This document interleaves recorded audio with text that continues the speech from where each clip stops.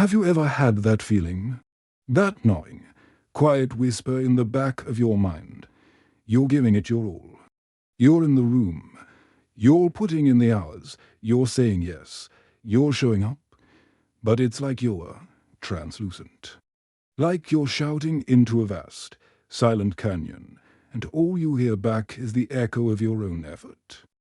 You feel overlooked, unappreciated, as if your presence is a footnote in someone else's story. Sound familiar? Now, imagine something different. Imagine walking into a room, and the space itself seems to shift. Not because you're loud, not because you're demanding, but because there's a quiet resonance to you. A presence that's felt. Imagine a world where your voice isn't just heard, but it's sought after. Where your contributions aren't just acknowledged, they're genuinely valued. What if I told you that this isn't about luck or charisma or some secret handshake? It's about something far more profound. It's about a fundamental shift in how you manage your inner world and project your energy. Today, we're going on a journey. This isn't about quick fixes or surface-level hacks. This is a deep dive into the architecture of resilience, self-worth, and perceived value. We're going to weave together ancient wisdom and modern psychology, exploring the art of energy protection and the science of productivity. And our guide on this path, the timeless, unshakable principles of Stoic philosophy. So, get comfortable. Let's begin. The first pillar, your time is your throne. Let's start with a scenario. Raise your hand if this sounds familiar. Metaphorically, of course. It's a regular Tuesday. Your phone is buzzing. Your inbox is overflowing. A colleague needs just a quick favor. A friend needs to vent. Your to-do list is a monument to other people's priorities. You're the go-to, the reliable one, the machine that always says yes. And yet, your own dreams, your own projects, the book you wanted to write, the walk you wanted to take, the silence you desperately needed. They're sitting in the corner, gathering dust. And it hits you. Every yes to someone else is often a silent, stealthy no to yourself. Crazy, right? This is where our journey into stress management and true productivity begins. The Roman philosopher Seneca, a heavyweight of Stoic philosophy, dropped a truth bomb that echoes through the centuries. He said, "It is not that we have a short time to live, but that we waste a lot of it. Let that sit for a moment. Every minute you spend is an investment. Are you investing it wisely, or are you just spending it? Valuing your time isn't about being unavailable. It's about respecting yourself enough to set brutal priorities. It's the ultimate act of boundary setting. It's understanding that not every task, not every invitation, not every ping deserves your immediate attention. So, the next time you're about to automatically say yes, I want you to pause. Just a half second. And ask yourself this one powerful question. Is this the best use of my energy? Will this add to my life? Or will it leave me drained and distracted? Here's the twist. And this is a beautiful one. People who learn to say no with grace are often respected more, not less. There's a power to it. They aren't just participants in life, they're the composers of their own symphony. And you can be too. Remember, valuing your time isn't just about saying no. It's about radiating a respect for your own self-worth. When you start to do that, the world has no choice but to mirror that value back to you. The unbreakable foundation, the sanctuary of self-care. Now, I want you to think back.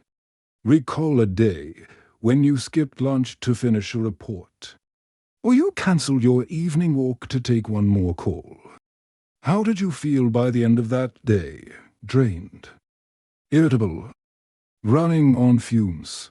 That, my friends, is the universal sign that you've replaced everyone else's oxygen mask on before your own. It's a trap we all fall into. But here's the Stoic refrain, courtesy of the emperor himself, Marcus Aurelius. He wrote in his private meditations, "Very little is needed to make a happy life. It is all within you, in your way of thinking." His words are the bedrock of our next principle. This is a reminder that our happiness and well-being spring from within, not from external validation or achievements. Self-care is not selfishness. Let me say that again, for the people in the back. Self-care is not selfishness. It is the recognition that your own well-being is the fundamental foundation upon which you can support others. Think of it like this. You're a well. If you're constantly drawing water out for everyone else, but never taking the time to let the rain refill you, what happens? You run dry. You have nothing left to give. So, let me ask you directly, when was the last time you did something just for you? Something that genuinely restored your energy and filled you with a sense of peace? Not scrolling mindlessly on your phone, but something active, something nurturing.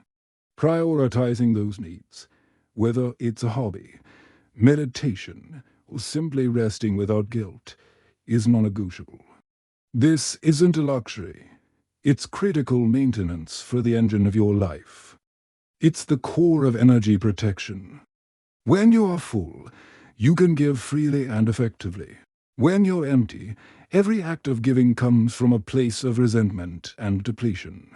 I'd love to know, what does self-care mean to you? How do you find that balance? Your story could be the very thing that helps someone else find their way. The art of presence, when listening, is your superpower. In our constant hustle to be heard, we often forget the most powerful tool we have, the power of silence. This is a cornerstone of Stoic philosophy and a masterclass in emotional intelligence. Recall a time when someone truly listened to you. I mean, really listened. They weren't just waiting for their turn to talk. They were fully present. They made eye contact. They nodded. They saw you. How valued did you feel in that moment? How understood? That's the magic of active listening, a skill we so often overlook.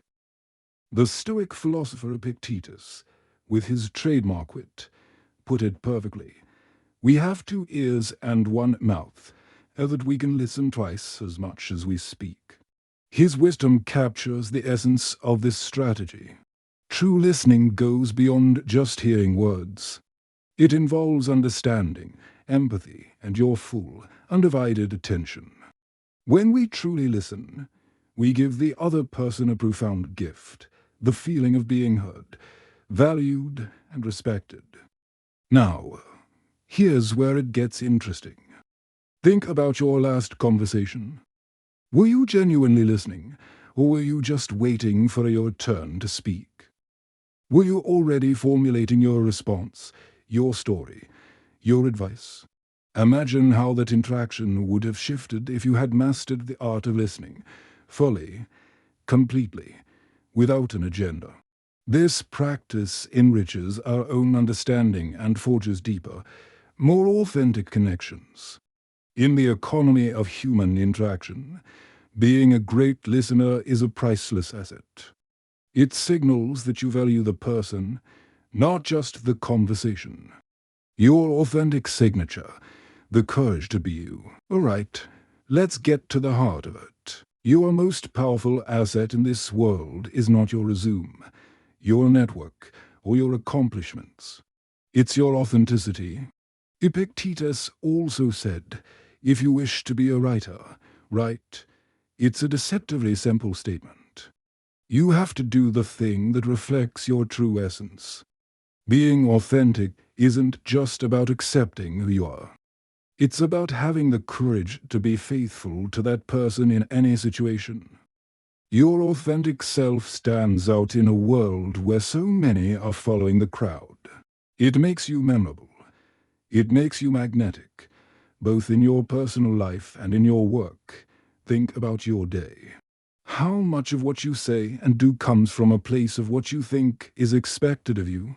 And how much of it genuinely comes from you? Being authentic means releasing that pressure.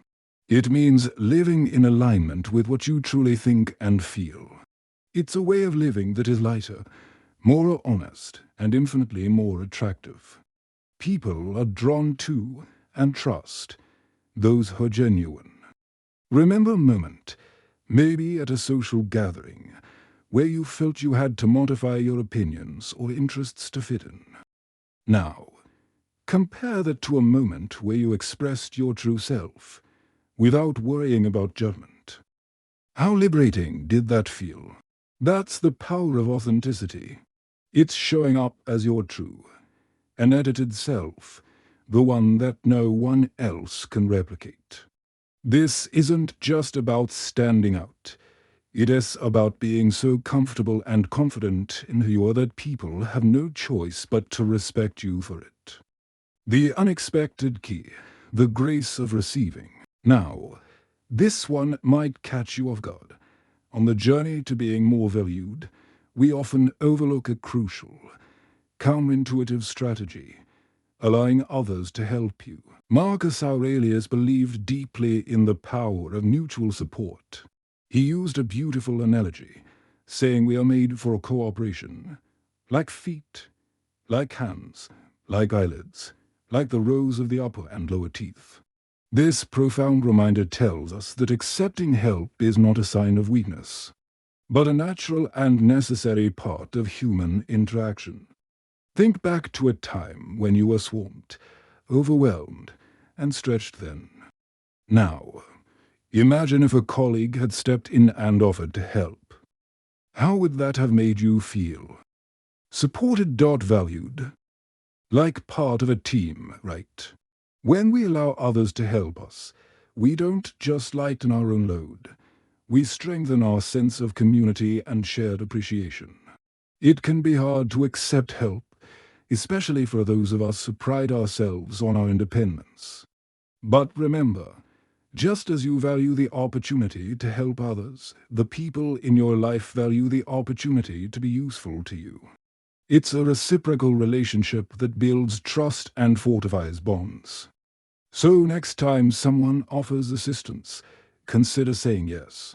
You're not just accepting help. You're building a network of mutual support, a foundation for a more valued and connected existence. The anchor in the storm, the unshakable calm. Life, as we know, doesn't always go to plan. And it's in those moments of chaos that the next principle becomes your anchor. The art of staying calm and composed. Seneca, who wrote extensively on anger, wisely said, "The greatest remedy for anger is delay." Let's paint a picture. You're in a critical meeting. Tensions are high, voices are rising. Or maybe it's a family situation testing every ounce of your patience. Your natural instinct might be to react impulsively, fueled by the heat of the moment. Now, imagine a different path. You stop. You take a deep breath. You choose calm over chaos. Your composure in that heated moment not only prevents further escalation, but earns you the respect and admiration of everyone around you. Staying calm and composed isn't about being indifferent or passive. It's about making a conscious choice in how you respond. It's a powerful demonstration of your inner strength and stability, qualities that naturally command respect. This is the pinnacle of stress management and resilience. The next time you find yourself in a tense situation, remember Seneca's wisdom. Use the power of the pause. Your ability to remain the calm in the storm won't just influence the outcome. It will cement your reputation as a level-headed, wise individual who brings clarity and reason to any interaction. The power of the unsaid, the fortress of your privacy. As we continue, we discover the importance of discernment, the principle of knowing what to share and what to hold sacred. Imagine you're at a social event, or maybe online, and you feel the impulse to share every aspect of your personal life, your struggles, your victories. In those moments, remember the power of restraint. You don't have to share everything.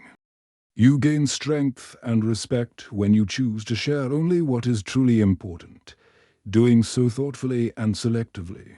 Practicing discretion isn't about being secretive or dishonest. It's about valuing the sanctity of your inner world.